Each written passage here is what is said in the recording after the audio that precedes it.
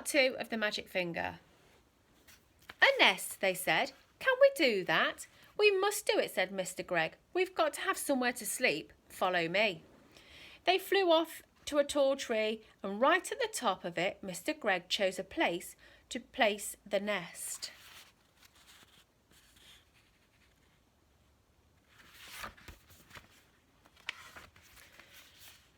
Now we want sticks, he said. Lots and lots and lots of little sticks. Off you go, all of you, and find them and bring them back here. But we have no hands, said Philip. Then use your mouth, said Mr. Gregg, and the children flew off. Soon they were back, carrying sticks in their mouths. Mr. Gregg took the sticks and started to build the nest. More, he said. I want more and more and more sticks. Keep going. The nest began to grow. Mr. Gregg was very good at making sticks stick together.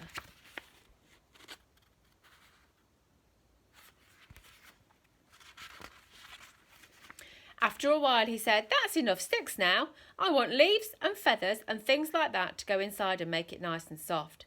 The building of the nest went on and on. It took a long time, but at last it was finished. Try it, said Mr. Gregg, hopping back. He was very pleased with his work. Oh, isn't it lovely, cried Mrs. Gregg, going in and sitting down. I feel like I might lay an egg at any moment. The others all got in beside her. How warm it is, said Philip. And what fun to be living up so high, said William. We may be small, but no one can hurt us up here. But what about food, said Mr. Gregg. We haven't had anything to eat all day. That's right, Mr. Gregg said. So we will fly back to the house and go in by an open window and get a tin of biscuits when the ducks aren't looking. Oh! We will be pecked to bits by those dirty great big ducks, said Mrs. Gregg. We shall be very careful, my love, said Mr. Gregg, and off they went. But when they got to the house, they found all the windows and doors closed and no other way in.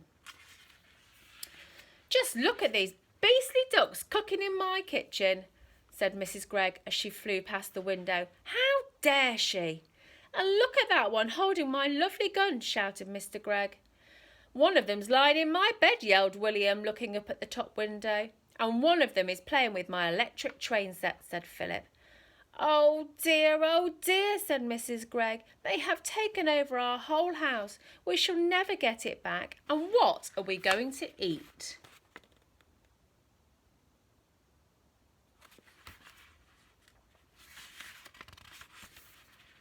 I will not eat worms, said Philip.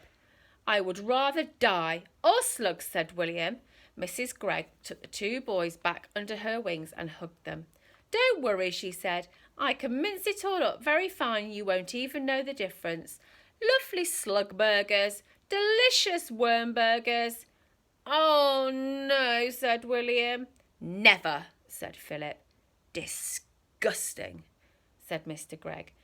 Just because we have wings, we don't have to eat like birds. We shall eat apples instead. Our trees are full of them. Come on. So they flew off to the apple tree. But to eat an apple without holding it in your hands is not at all easy. Every time you try to get your teeth into it, it just pushes away. In the end, they were very able, but only managed to get a few small bites in each. And then it began to get dark, so they all flew back to their nest and lay down to sleep. It must have been about this time when I, back at my own house, picked up the telephone and tried to call Philip. I wanted to see how the family were doing. Hello, I said. Quack, said a voice at the other end. Who is it? I said. Quack, quack. Philip, I said. Is that you? Quack, quack, quack, quack, quack. Oh, stop it, I said. Then there came a funny noise. It was like a bird laughing. I put down the telephone quickly. Oh, that magic finger, I cried. What has it done to my friends?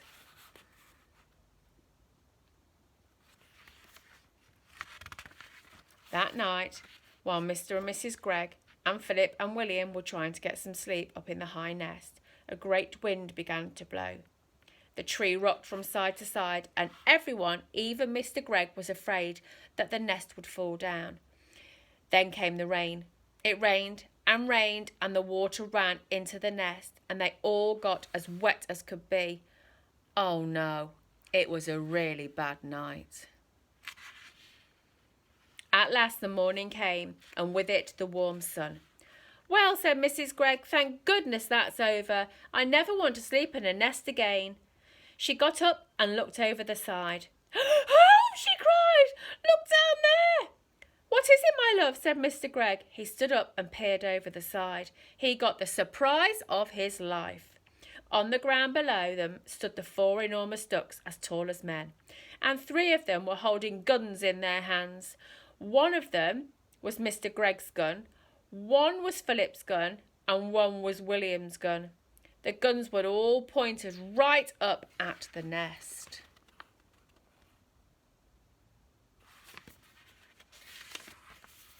"No, no, no," called out Mr. and Mrs. Gregg both together. "Please don't shoot.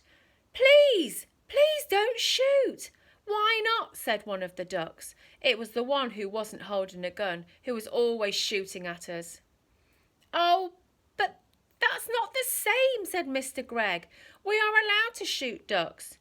"Who allows you?" said the ducks. "We allow each other," said Mr. Gregg. "Very nice," said the duck, "and now we are going to allow each other to shoot you." I would love to have seen Mr. Gregg's face just then. "Oh, please," said Mrs. Gregg, "my 2 little children are up here with us. You wouldn't shoot my children, would you?" "Yesterday you shot my children. You shot 6 of my children, actually." "I'll never do it again," cried Mr. Gregg. "Never, never, never." "Do you really mean that?" asked the duck. "I do mean it," said Mr. Gregg. "I'll never shoot another duck as long as I live." "That is not good enough," said the duck. "What about deer?" "I'll do anything you can if you will put down those guns," said Mr. Gregg. "I'll never shoot another duck or another deer or anything else again." "Will you give me your word on that?" said the duck. "I will, I will, I will," said Mr. Gregg. "Will you throw away your guns?" asked the duck. "I will break them into tiny bits," said Mr. Gregg, "and never again need to be afraid of me or my family." "Very well," said the duck. "You may now come down, and by the way, may I congratulate you on your nest. For a first effort, it's pretty good." Mr. and Mrs. Gregg and Philip and William hopped down from their nest.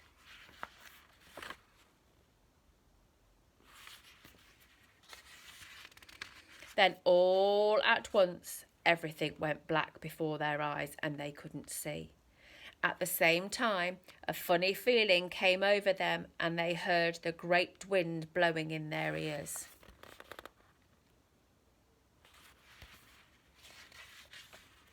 Then the black that was before their eyes turned to blue, to red, to green, then to gold, and suddenly they were standing in lovely bright sunshine in their own garden near their house, and everything was back to normal.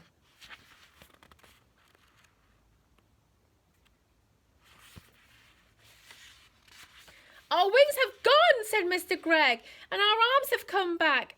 And we are not tiny anymore," laughed Mrs. Gregg. "Oh, I am so glad." Philip and William began dancing about with joy. Then, high above their heads, they heard the call of the wild ducks. They all looked up and saw 4 birds, lovely against the blue sky, flying very close together, heading back to the lake in the woods. It must have been about half an hour later that I myself walked to the Greggs' garden. I had come to see how things were going, and I must admit I was expecting the worst. At the gate I stopped and stared. It was a queer sight.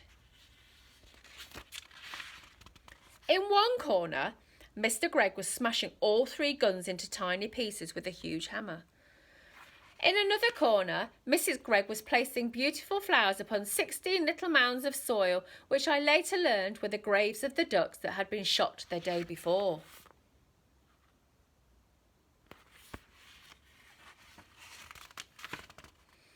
And in the middle of the yard stood William and Philip.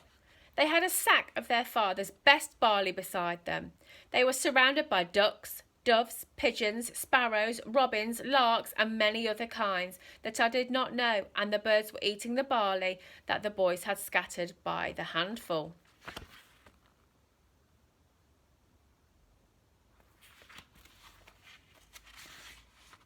Good morning, Mr. Gregg, I said. Mr. Gregg lowered his hammer and looked at me. My name is not Gregg anymore. My name is Egg. I have changed it in honour of my feathered friends. I am Mrs. Egg, said Mrs. Gregg. What happened? I asked. They seemed to have gone completely dotty, all four of them. Philip and William then began to tell me the whole story. When they had finished, William said, Look, there's the nest. Can you see it? Right up there at the top of the tree. That's where we slept last night. I built it all by myself, said Mr. Egg proudly. Every last stick of it.